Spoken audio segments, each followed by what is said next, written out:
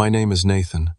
I'm 28 years old, and I'm the forgotten middle child who moved across the country without my parents even noticing. While they were busy attending every one of my brother Kyle's football games, I quietly built a tech company worth millions in California. 3 years of silence from them, until yesterday when my phone suddenly exploded with calls after my face appeared in Forbes. If you've ever felt invisible in your own family, I think you'll relate to what happened next.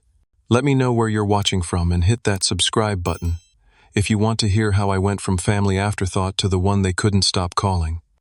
Growing up in the affluent suburbs of Chicago, my life seemed picture-perfect from the outside.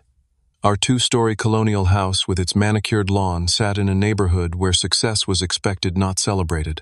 My father, Robert, built his reputation as one of the city's sharpest corporate attorneys, while my mother, Diana, sold luxury real estate to his colleagues. They provided us with everything we materially needed, but emotional support operated on a strict hierarchy in our household. At the top sat my older sister Elaine, 4 years my senior.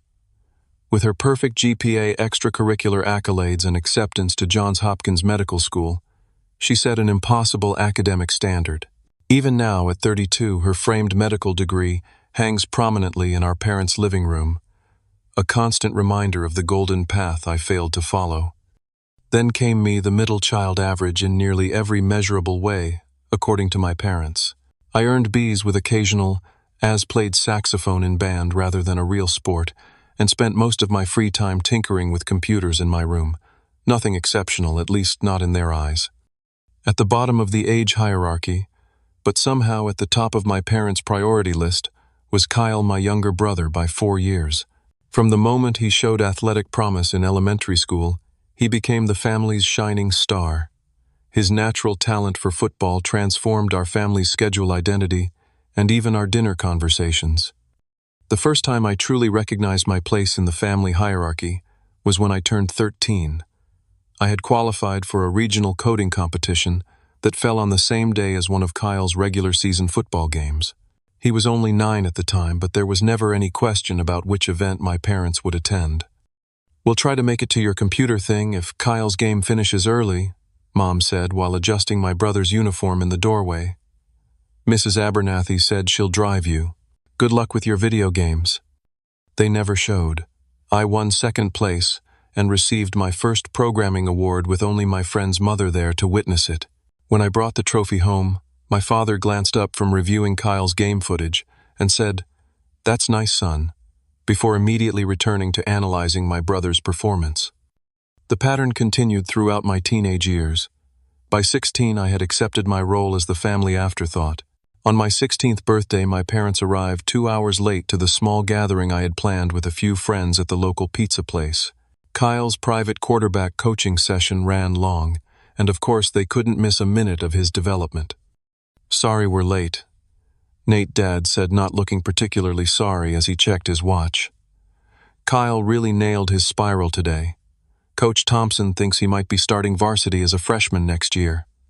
Despite the constant oversight, I found refuge in technology. Computers made sense to me in a way people often didn't. They responded based on the effort and intelligence you put into them, not based on some predetermined hierarchy of value. By 17, I had built my first professional website for Mr.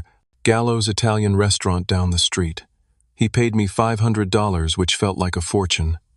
When I showed my parents the check and the website I had created, my mother nodded absently while sorting through Kyle's athletic recruiting letters that had started arriving, even though he was only a high school freshman. "That's a nice hobby, Nathan," she said, "but you should really focus more on getting your math grade up if you want to get into a decent college." Our family photos told the story better than words ever could. The living room walls featured an entire chronicle of Kyle's athletic achievements, from his first T-ball participation trophy to action shots of him throwing perfect spirals. Elaine's academic honors had their own shrine in the hallway, her graduation photos and science fair ribbons meticulously arranged. My contributions to the family narrative were relegated to annual school photos and the occasional group picture where I stood awkwardly in the background. The most painful memory came during my high school graduation. I had actually graduated with honors, surprising even myself, with a final GPA that put me in the top 15% of my class. As we gathered outside after the ceremony, my phone buzzed with a text. My father had received word that a scout from Michigan State had attended Kyle's spring football game and was expressing serious interest in recruiting him despite him being only a sophomore. What should have been my moment instantly evaporated. The celebratory dinner that night transformed into a strategy session about Kyle's collegiate sports prospects. My father ordered champagne not for my graduation but to toast Kyle's bright future. I sat silently watching my achievement dissolve into irrelevance. Michigan State has a decent computer program too. I think my mother offered at one point, her attempt at including me in the celebration falling painfully flat. Maybe you could go there too and help your brother adjust. I nodded and smiled while something hardened inside me. I didn't want to be an accessory to someone else's story anymore. I wanted my own. The college application process revealed my parents' priorities with painful clarity. For Elaine, they had hired a private college counselor, arranged campus visits to 7 elite universities, and celebrated her acceptance to Johns Hopkins with a lavish party. For Kyle, they were already setting up meetings with athletic recruiters, despite him being only a sophomore in high school. For me, they handed over a stack of state school brochures and said, "Pick one that has good enough computer classes but won't break the bank." I chose Northern Illinois University, not because it was my dream school, but because it offered a solid computer science program and enough financial aid that I wouldn't need to rely heavily on my parents. When the acceptance letter arrived, my mother patted my shoulder and said, "Well, that's settled then," before returning to planning Kyle's summer football camp schedule. Move-in day at college became yet another study in family priorities. My parents dropped me off with minimal ceremony, helping unload my few boxes before checking their watches. "We need to get back," my father explained. "Kyle has a scrimmage this evening, and we promised we'd help set up the team dinner afterward." I stood alone in my bare dorm room after they left, feeling both abandoned and strangely liberated. This clean slate, this absence of constant comparison might be exactly what I needed. My roommate Marcus arrived an hour later, a lanky communications major from Detroit with an easy laugh and genuine curiosity about people. Unlike my family, when I mentioned my interest in programming, he didn't change the subject. "That's sick, man. My cousin works for Google and says programmers basically run the world now. What kind of stuff do you build?" That simple question, asked with actual interest, felt revolutionary. Throughout that first semester, Marcus became the first person who seemed to value what I could do. When I created a simple app to help us organize our class schedules and assignments, he treated it like I'd performed magic. "Dude, you made this. This is better than that expensive planner app I bought last year. You should sell this." His encouragement sparked something in me. I began developing small applications and websites, building a portfolio of work while maintaining decent grades. By sophomore year, I had secured a part-time job, maintaining the computer science department's website, which helped cover expenses my meager parental allowance didn't essentially. My family's disinterest continued to be both wound and weapon. During my second year, I received an award from the computer science department for an innovative project that streamlined the university's tutoring system. The ceremony fell on a Friday evening, and despite giving my parents 3 weeks' notice, they called the night before to cancel. "Kyle's team made the state semifinals," my mother explained, sounding genuinely puzzled that there might be a conflict. "It's the biggest game of his life, Nathan. You understand." I did understand with perfect clarity. I attended the ceremony alone, accepted my award with a smile that didn't reach my eyes, and added another brick to the wall I was building between myself and my family. Family gatherings became exercises in invisibility. During Thanksgiving break junior year, I sat at the dining table, listening to my father analyze Kyle's latest game play-by-play, while my mother interjected with updates about Elaine's medical school rotations. 20 minutes passed before anyone directed a question my way. "So Nathan," my aunt finally asked, "are you still doing that computer thing?" Before I could answer, my father jumped in with news that Kyle had just been offered a scholarship to visit Michigan State's training facilities.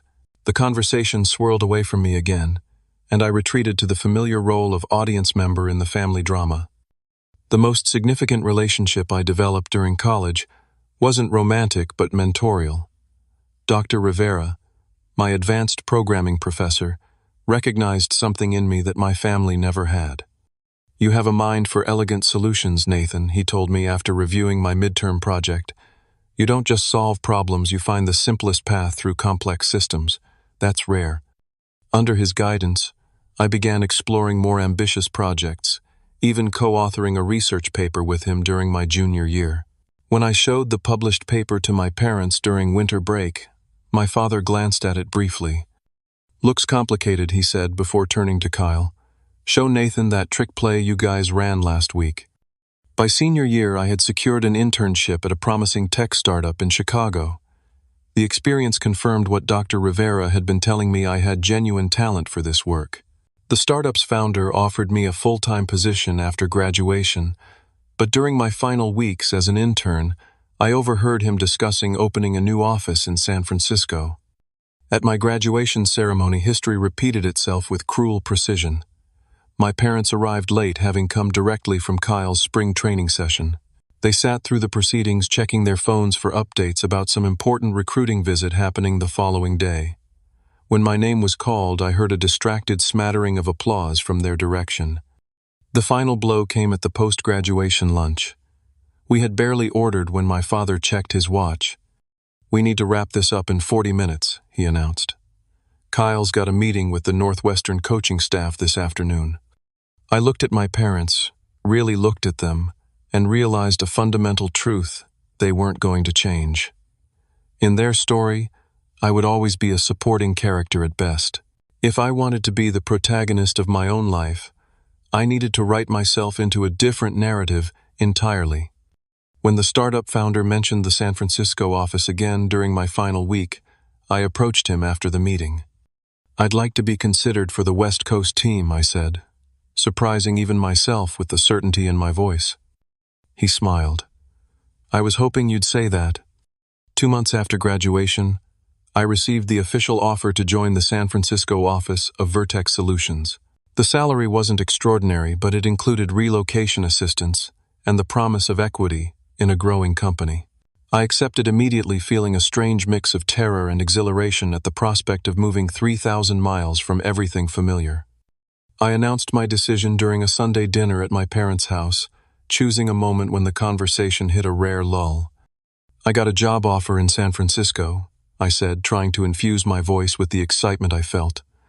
"I'll be moving in 3 weeks. My mother paused briefly while serving Kyle an extra portion of roast beef. "San Francisco? That's far. When would you visit?" Before I could answer, my father's phone rang with a call from Kyle's strength coach. He stepped away from the table, completely engaged in a discussion about protein supplements and training regimens. My mother's attention drifted back to Kyle, asking about his summer conditioning schedule. My news hung in the air, acknowledged but unimportant. Neither asked about the job itself, the company, or my plans for the move. By dessert, it was as if I hadn't spoken at all. The following weeks passed in a blur of logistics and preparations. Marcus drove up from Detroit to help me pack along with 2 friends from the computer science department. My family was conspicuously absent from the packing process, each member wrapped up in their own priorities. "Your dad and I are taking Kyle to visit summer training camps this weekend," my mother explained when I mentioned needing help loading the moving truck. "Maybe ask one of your friends." The night before my departure, I sat alone in my childhood bedroom, now stripped of posters and belongings.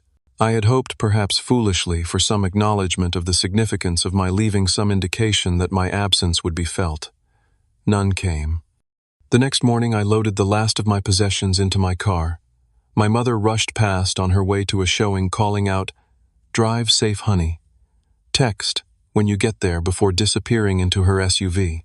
My father and Kyle had already left for an early morning training session. Standing in the driveway of the house where I had grown up, I felt strangely weightless. The tether of family expectation that had always held me in place, always a little too tight, had been severed not by me but by their indifference. I got into my car and drove away without looking back. The cross-country drive gave me time to process the reality of my situation. By the time I reached Colorado, I had stopped checking my phone for messages from my parents. By Utah, I had stopped expecting them to call. By Nevada, I had stopped caring if they did. San Francisco greeted me with fog and possibility. My new apartment was actually a room in a shared house in the Sunset District, small but affordable with the salary Vertex was offering. I spent that first night on an air mattress, listening to the unfamiliar sounds of the city, feeling terrified and more alive than I had in years. The adjustment period was brutal. The pace of work at the San Francisco office made the Chicago branch seem leisurely by comparison.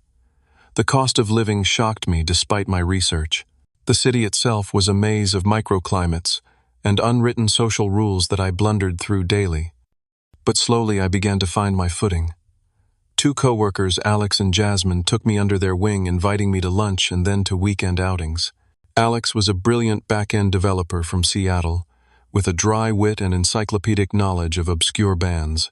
Jasmine designed user interfaces with an artist's eye and a psychologist's understanding of human behavior. Both treated my ideas with a respect I found almost disorienting after years of familial dismissal. Marcus checked in regularly, our friendship easily surviving the distance. "How's life as a California tech bro?" he would joke before asking thoughtful questions about my work and new social circle. His familiar voice became an anchor as I built a new life. 1 month after my arrival, I realized something startling. My parents hadn't called once to check how I was doing. I had sent a brief text upon arrival as promised, receiving only a thumbs-up emoji in response. The silence that followed was complete. I made 2 attempts to bridge the gap, calling on consecutive Sunday evenings when I knew the family would be home. Both conversations followed the same pattern, beginning with brief distracted greetings, before immediately pivoting to updates about Kyle's training progress and recruitment prospects. "Michigan State is really courting him now," my father said proudly during our second call.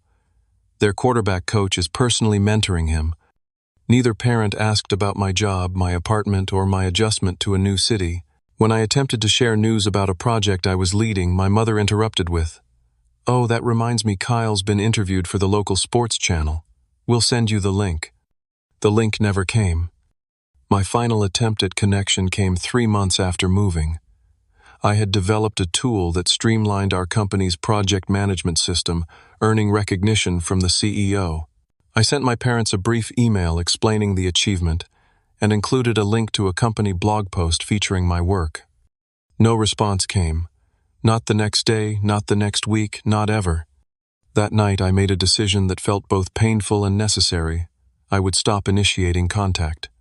The constant effort to matter to my own family was draining energy I needed for building my new life. I wouldn't cut them off, but I would no longer chase their attention. With that resolution came an unexpected sense of freedom. All the mental space I had devoted to seeking parental approval was suddenly available for other purposes. I threw myself into work with renewed focus, started exploring my new city with genuine curiosity, and began to build relationships based on mutual interest rather than obligation. For the first time in my life, I wasn't living in anyone's shadow. I was simply living. My liberation from family expectations coincided with a period of intense professional growth. 6 months after joining Vertex Solutions, I was promoted to lead developer on our main product, a surprising vote of confidence that came with both increased responsibility and a welcome salary bump. The promotion allowed me to move from my shared house to a small studio apartment in the Mission District. Though barely 500 square feet, having a space that was entirely mine felt luxurious after years of fitting myself into the margins of others' lives. It was at a company happy hour celebrating my promotion that I met Sophia. She had recently joined Vertex as a UX designer, bringing an artistic sensibility to our technically minded team. With her dark curly hair, quick laugh, and zero tolerance for technical jargon, she was unlike anyone I had dated before. "Explain what you do again," she challenged during our first conversation, "but pretend I'm an actual human being, not a computer." Her directness was refreshing after years of being overlooked. When I spoke, she listened with genuine interest. When she disagreed with me, she did so thoughtfully rather than dismissively. Our relationship developed with a natural ease that made me realize how much energy I had previously spent trying to matter to people who couldn't see me. Around this same time, my coworker Alex approached me with an idea that would change everything. We were walking back from lunch when he said, "The project management tool you built for internal use, it's better than anything on the market right now. We should develop it as a standalone product. The suggestion seemed absurd at first. I had created the tool to solve specific problems within our company, not as a commercial product. But Alex persisted, outlining a vision where we could address a significant gap in the market for mid-sized companies that needed robust project management without enterprise complexity. "We could do this ourselves," he said one evening as we sketched possibilities on napkins at a local bar. "Start something from scratch." The idea took root in my imagination. For weeks, Alex and I met after work hours, refining the concept, identifying our target market, and mapping out development needs.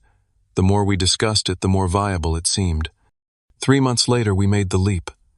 I withdrew my modest savings, Alex convinced his parents to loan him startup capital, and we both resigned from Vertex to found Clarity Systems, operating initially from my tiny apartment. The first year was brutally difficult. We worked 18-hour days, surviving on ramen and coffee, our social lives evaporating under the pressure of building something from nothing. Sophia supported my decision but struggled with the reality of dating someone who was essentially married to a startup. We fought, made up, then fought again in a cycle that tested both our patience and commitment. Our finances stretched dangerously thin as we refined the product. I sold my car, moved to an even smaller apartment in a less desirable neighborhood, and took on freelance coding jobs at night to keep us afloat. The stress manifested physically in weight loss, insomnia, and a constant low-grade anxiety that became my normal state of being. Just as our runway was about to expire, we caught our first break. A small venture capitalist attending a local tech meetup saw our demonstration and expressed interest. The initial investment was modest by Silicon Valley standards, but it allowed us to rent proper office space, hire 3 employees, and finally pay ourselves a subsistence salary. With proper resources, development accelerated. We launched our beta product to a small group of test companies, iterating rapidly based on their feedback. The response was cautiously positive, with users particularly praising the intuitive interface Sophia had designed after joining as our 3rd team member. The product officially launched 1 year and 2 months after we founded the company. Sales started slowly but steadily, each new client bringing validation and much-needed revenue. By our 2nd year, we had expanded to a team of 15, moved to larger offices, and reached profitability, a rare achievement for such a young startup. Throughout this period of intense growth and change, the silence from my family remained absolute. I sent Christmas cards with brief updates about my life and received nothing in return. I emailed occasional photos of San Francisco with no response. I even sent a company-branded sweatshirt to Kyle when he finally committed to Michigan State, but never heard if he received it. The 2-year anniversary of my move to California arrived with no acknowledgement from my parents. That evening, Sophia and I walked along the Embarcadero, watching the sunset paint the bay in shades of orange and pink. "Do you ever think about calling them?" she asked, her hand warm in mine. "Sometimes," I admitted, but then I remember that the phone works both ways. She nodded, understanding the weight of unsaid words. "You know it's okay to grieve the relationship you wished you had with them." Her gentle permission broke something loose inside me. Standing there with the woman who truly saw me, I allowed myself to feel the full measure of what I had lost, or perhaps had never really had. The following week, at Sophia's encouragement, I began seeing Dr. Miller, a therapist, specializing in family estrangement. Our sessions were painful but clarifying as I unpacked decades of seeking validation from people fundamentally unable to provide it. "You've built an impressive life," Dr. Miller observed during one session. "Not to spite them, which would still be giving them power over you, but because it's the life you wanted. That's a significant achievement." As Clarity Systems continued to grow, we began attracting attention from larger players in the industry. A competitor approached us with an acquisition offer that would have set us up comfortably, but the figure felt premature given our trajectory. "We're just getting started," Alex said when we discussed the offer over beer at our regular spot. "This could be much bigger if we hold on longer." I agreed, feeling for perhaps the first time that I deserved the success we were building. The middle child, accustomed to settling for less, was learning to reach for more. Everything changed on an ordinary Tuesday in October, 3 years after I had left Chicago. I was reviewing quarterly projections with our finance team when Sophia burst into the conference room, tablet in hand. "You need to see this," she said, sliding the device across the table. The screen displayed an article from TechCrunch titled, "Startups to Watch How Clarity Systems is Disrupting Project Management." My photo appeared prominently alongside Alex's, both of us looking more serious than I remembered from the photo shoot. "We're going viral in the industry," Sophia explained, barely containing her excitement. "3 other publications have picked up the story, and Tech Founder wants an exclusive interview." The article praised our innovative approach and referenced our rapidly growing client base, now including several Fortune 500 companies. Industry analysts quoted in the piece predicted our valuation would triple within 18 months. The publicity triggered a cascade effect. Our user base expanded exponentially as word spread. Our sales team struggled to keep up with demo requests. Venture capitalists who had previously ignored us suddenly found our number, eager to discuss expansion capital. Most significantly, a tech giant whose project management tools we had disrupted reached out through back channels to discuss potential synergies. The euphemism fooled no one.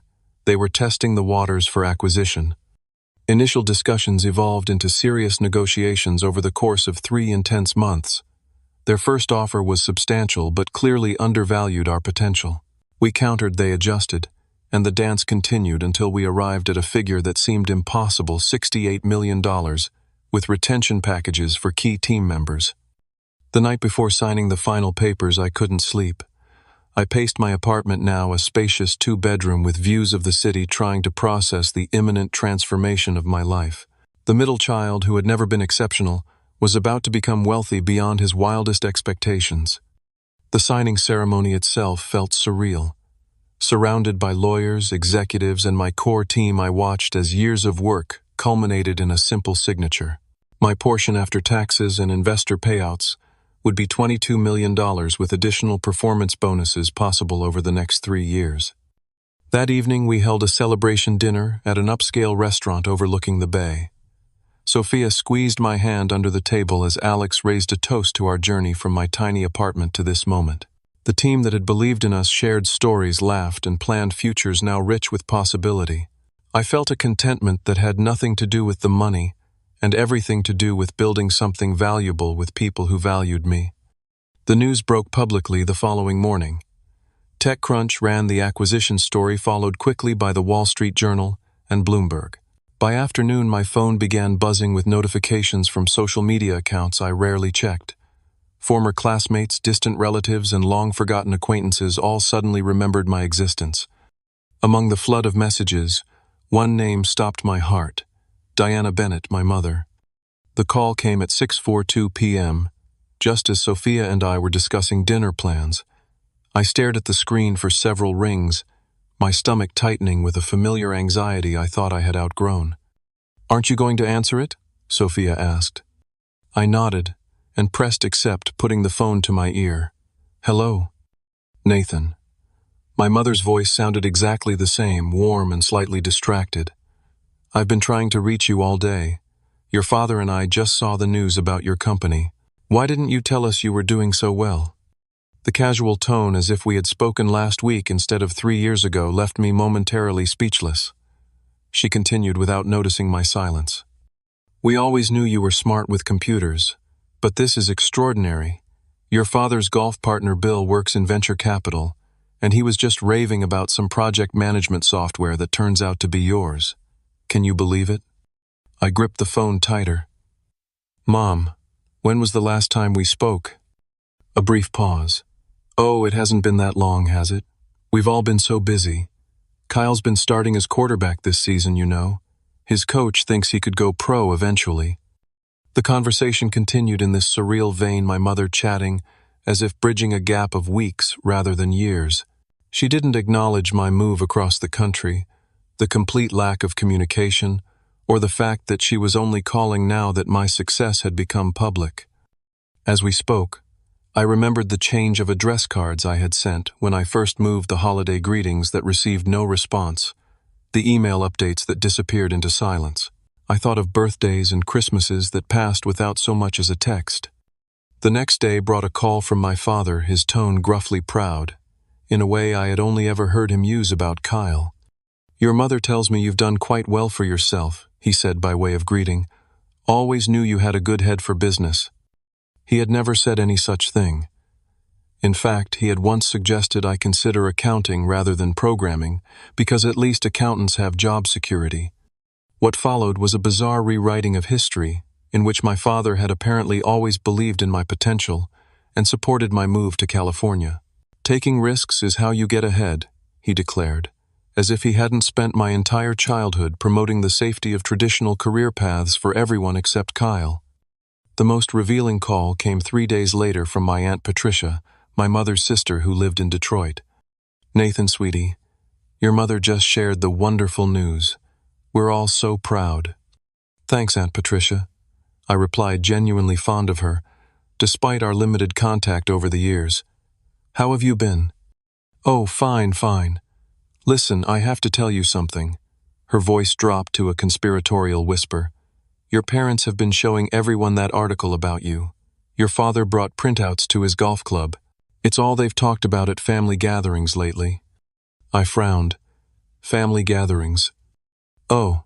A pause. "I assumed they'd invited you. We've had Easter at their place, 4th of July at your Uncle Steve's, Thanksgiving back at your parents' last year." The revelation that family events had continued without me, that I had been so thoroughly erased from the family narrative, only to be hastily written back in when it became advantageous, struck deeper than I expected. The most predictable call came from Kyle, his voice deeper than I remembered. "Bro, you're like a secret millionaire now." His enthusiasm seemed genuine enough. "That's insane. Why didn't you ever say anything?" "I tried," I said simply. No one was listening. A beat of uncomfortable silence followed before Kyle pivoted to the real purpose of his call. He had developed a training app concept for college athletes and needed startup capital. He thought $20,000 would be enough to get it off the ground, and who better to invest than his suddenly wealthy brother? The final straw came a week after the acquisition announcement. My mother called on a Sunday afternoon, her voice bright with excitement. "We've booked flights to San Francisco for next weekend. Your father has always wanted to see the city, and now we'll get to see your life there too. We assumed we'd stay with you, of course. You must have plenty of room now that you're successful." No discussion, no invitation, not even a question of whether I was available or willing to host them. Just the same old assumption that their priorities automatically superseded mine, with the new twist that my resources were now considered family resources. Something settled into place inside me, a certainty that had been building for years. "Actually, Mom, that doesn't work for me. I'm happy to recommend some nice hotels, though." The week before my parents' visit, I spent 2 emergency sessions with Dr. Miller, developing strategies for maintaining boundaries while still allowing for the possibility of reconciliation. "Remember, you're not responsible for their feelings about your boundaries," she emphasized. "You're only responsible for communicating those boundaries clearly and respectfully." Sophia was supportive, but concerned. "Are you sure you want to see them at all? You don't owe them your time." "I need to do this," I explained. "Not for them, but for me. I need to say things I've never said, and I need to say them face to face." We agreed on a plan. I would pick them up from the airport, take them to dinner at a nice but neutral restaurant, and be clear about my expectations for our relationship moving forward. Sophia would join us for dinner, both as support for me and to observe the family dynamics I had described. My parents arrived on Friday afternoon, emerging from the terminal looking older than I remembered. My mother's hair had more gray, my father's posture slightly stooped. They spotted me and waved enthusiastically, as if greeting a long-lost son, which I supposed I was, though not in the way they seemed to imagine. Their surprise at my appearance in a Tesla was poorly concealed. "My goodness, Nathan, is this yours?" my mother asked, running her hand along the sleek exterior. "Company car," I explained, helping them load their luggage, "part of the acquisition package." "Smart," my father nodded approvingly. "Bet it's a tax write-off, too." The drive to their hotel was filled with one-sided conversation, my parents commenting on the city views while peppering me with questions about my sudden success. Neither acknowledged the 3-year gap in our relationship or showed any curiosity about my life beyond its financial aspects. I dropped them at the hotel to rest and change before dinner, using the break to center myself for the evening ahead. Sophia met me at our apartment, her presence a calming anchor. "Remember who you are now," she said, straightening my collar, "not who they made you feel you were." The restaurant I had chosen offered excellent food and private corner tables, perfect for difficult conversations. My parents arrived 20 minutes late, already discussing Kyle's latest game as they approached our table.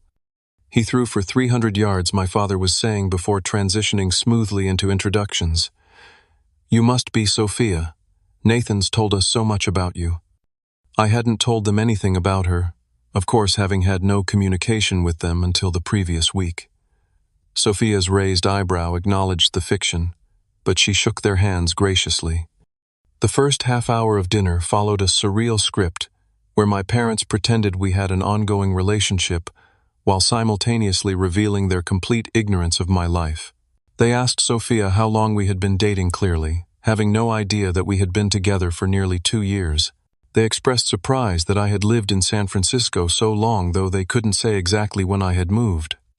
My mother pulled out her phone during the appetizer course. "Look at these pictures from Kyle's homecoming game last month," she said, swiping through dozens of action shots. The scouts from the Bears were there watching him specifically. My father leaned toward Sophia conspiratorially. "His brother's going to be in the NFL, mark my words. Athletic talent like that doesn't come along often." I watched them fall into their familiar pattern, centering the conversation on Kyle, while treating me and now Sophia as audience members rather than participants. The behavior was so ingrained, they didn't even seem aware of doing it. As the main course arrived, my father finally turned the conversation to business, but with a telling angle. "So Nathan, your mother and I have been thinking about family investments now that you've had this windfall. Kyle has some excellent opportunities that could use capital, and your sister Elaine is looking at opening her own practice." My mother nodded eagerly. "Family should support family. Your father and I supported all 3 of you through college, and now it's time for everyone to help each other succeed." I set down my fork carefully. The moment had arrived sooner than I expected, but perhaps that was for the best. "When was the last time we spoke before last week?" I asked quietly. My parents exchanged glances. "Well, we've all been busy," my mother offered vaguely. 3 years, I said. "I moved across the country 3 years ago, and you didn't call once to see how I was doing. I sent holiday cards, emails, updates about my life. Nothing came back." My father frowned. "Now that's not entirely fair. We've always respected your independence. You were always the self-sufficient one, not needing us hovering like Kyle does with his athletics." "It wasn't independence," I corrected him. "It was invisibility. I wasn't allowed to need attention because that resource was already allocated elsewhere." My mother's expression hardened. "That's a very selfish perspective, Nathan. We gave you everything you needed growing up. Material needs, yes, but I was a ghost in our family.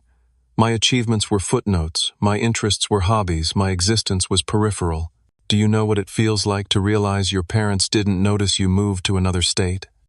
My father's face flushed. "We noticed. We were giving you space to establish yourself. Really, what's my address?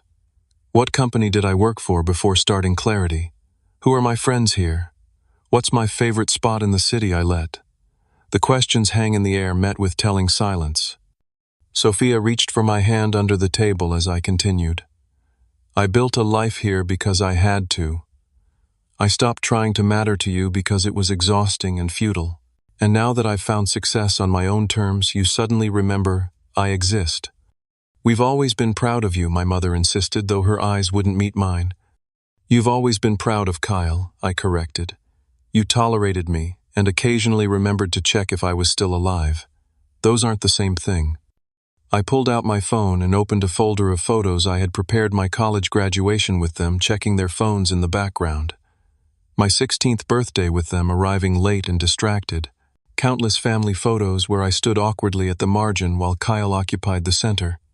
"This was my reality growing up," I said, sliding the phone toward them. "And these are the events you missed or ignored." I scrolled to show them my apartment building when I first moved to San Francisco, my first office space, our company celebration, after securing initial funding Sophia and me on our one-year anniversary. A visual chronicle of the life they had shown no interest in until it came with a price tag they found impressive. My mother's face crumpled slightly. "We didn't realize you felt this way." "You never asked," I replied simply. My father predictably moved to the defensive. "We did the best we could with 3 kids, all going in different directions. The fact that you've done so well proves we must have done something right. I succeeded despite the dynamic in our family, not because of it.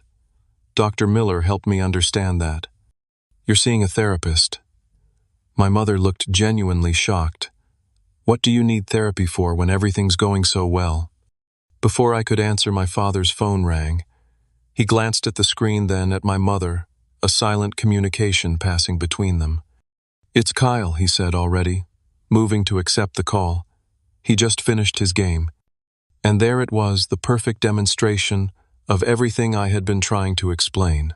My father turned away from the table, instantly absorbed in Kyle's recap of his performance, while my mother leaned toward him to catch both sides of the conversation. I looked at Sophia, who squeezed my hand in silent support. "This," I said when my father finally ended the call, "this right here is what I'm talking about. Even now, in the middle of arguably the most important conversation we've ever had as a family, Kyle calls, and everything else stops." My father had the grace to look slightly embarrassed, though he quickly rallied. He had a big game tonight. Michigan State is playing for the division title. And I'm sitting right in front of you, after not seeing you for 3 years, trying to have an honest conversation about our relationship, I countered. "But that's never been the priority, has it?" My mother's expression hardened again. "I think you're being very unfair. We came all this way to see you." "You came when you found out I had money," I corrected her. "Let's be honest about that, at least." The conversation deteriorated from there. My mother grew tearful, claiming I was punishing them for supporting Kyle's dream. My father became increasingly defensive, suggesting my success had made me arrogant and ungrateful. When I declined to commit to investing in Kyle's app idea, they both looked at me as if I had betrayed some fundamental family contract. "Family supports family." My father repeated his tone, making clear that he only recognized the obligation as flowing in one direction toward Kyle. "I agree," I said calmly. "Which is why I'm willing to try building a real relationship with you both if you're interested in knowing who I actually am rather than who you assumed I was. But that relationship will have healthy boundaries, including financial ones." They left shortly after, my mother sniffling dramatically, while my father settled the bill with visible reluctance now that funding Kyle's venture was off the table. As they departed, I felt a curious lightness, as if speaking my truth had physically unburdened me.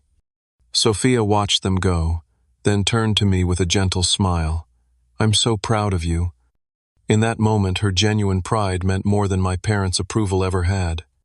The week following our confrontational dinner brought a barrage of texts and calls from my parents. My mother alternated between guilt trips, "after all we've sacrificed for you," and attempts to minimize our conversation. Every family has its ups and downs. My father took a more direct approach, suggesting that my attitude was the real problem and that I needed to get over myself and remember where I came from. I responded to each message with the same calm statement: "I'm open to building a healthier relationship, but only with professional support through family counseling." Their initial reaction was predictably dismissive. My mother claimed we didn't need strangers interfering in family business, while my father declared therapy a waste of time and money. I held firm, neither arguing nor giving ground. "This is my boundary. I respect that you may not be interested in meeting it, and that's your choice to make." After 10 days of resistance, my mother finally called with a reluctant concession. "Your father and I have discussed it, and if this is what it takes for you to be reasonable about family obligations, we'll try one session with a counselor." I arranged an appointment with a family therapist Dr. Miller had recommended, Dr. Abernathy, who specialized in adult family reconciliation. Our first session was as uncomfortable as I had anticipated, with my parents arriving armed with justifications and my own emotions running closer to the surface than I had expected. Dr. Abernathy skillfully guided the conversation away from accusations toward observations and feelings. When my father started listing all they had provided for me materially, she redirected. Nathan isn't questioning your financial support. He's describing an emotional experience of being overlooked. Can we explore that? The breakthrough came from an unexpected source. Midway through our second session, my brother Kyle joined by video call at my suggestion. I had reached out to him privately explaining my perspective and asking if he would participate. "I know you guys always favored Kyle," he said bluntly to our parents, causing them both to stiffen in denial. I wasn't blind to it. I benefited from it. But it wasn't fair to Nathan, and honestly, it wasn't great for me either. The pressure was intense, and watching how you treated him made me feel guilty for getting so much attention. My parents sat in stunned silence as their golden child confirmed everything I had been trying to tell them. Kyle continued, his voice gaining confidence. "Nathan was building amazing things with computers while I was throwing a ball. But you acted like my games were world events, while his accomplishments barely registered.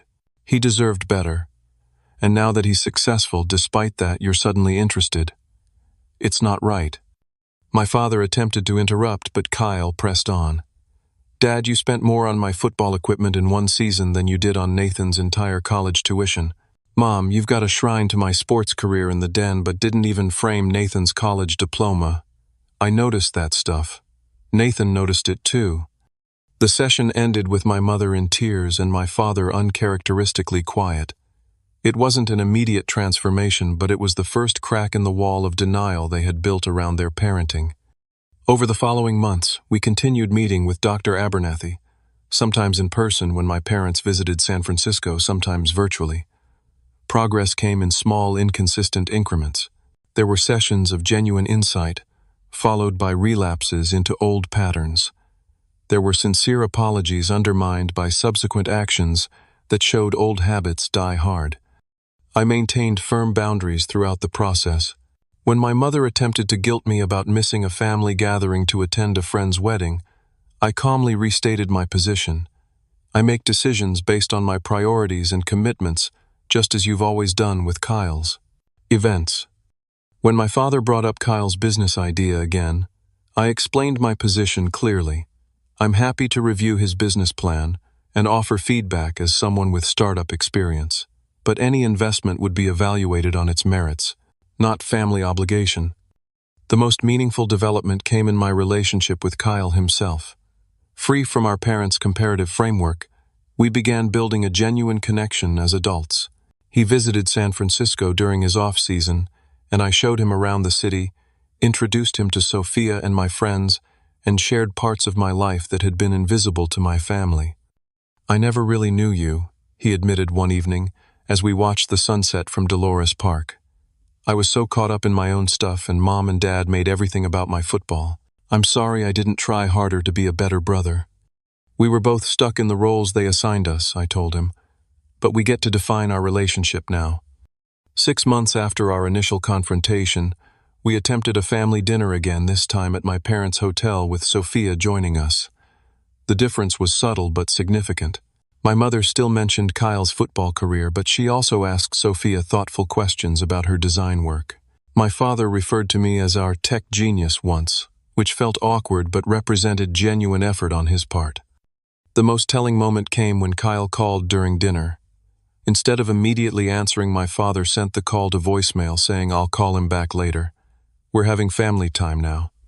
The small gesture spoke volumes. As my personal life stabilized, I found myself thinking about the broader implications of my experience. The acquisition of clarity systems had left me with resources far beyond my needs and the freedom to choose my next path. After discussion with Sophia, who had experienced her own version of being overlooked as a creative child in a family that valued only academic achievement, we established the Visibility Foundation. The Foundation's mission was twofold: to provide scholarships for overlooked students with technical aptitude and to fund mentorship programs connecting these students with successful professionals in their fields of interest. We particularly focused on middle children, first-generation college students, and others who traditionally fell through the cracks of family and institutional support systems. I also began mentoring young entrepreneurs, particularly those without strong family support networks. Having navigated the startup landscape without guidance, I could offer both technical advice and emotional perspective to those on similar journeys. Sophia and I deepened our personal commitment as well, getting engaged during a weekend trip to Big Sur. Our wedding plans included a small ceremony with close friends, my siblings, and yes, my parents, whose invitation came with clear expectations about respectful behavior. 3 years after my confrontation with my parents, our relationship remains a work in progress.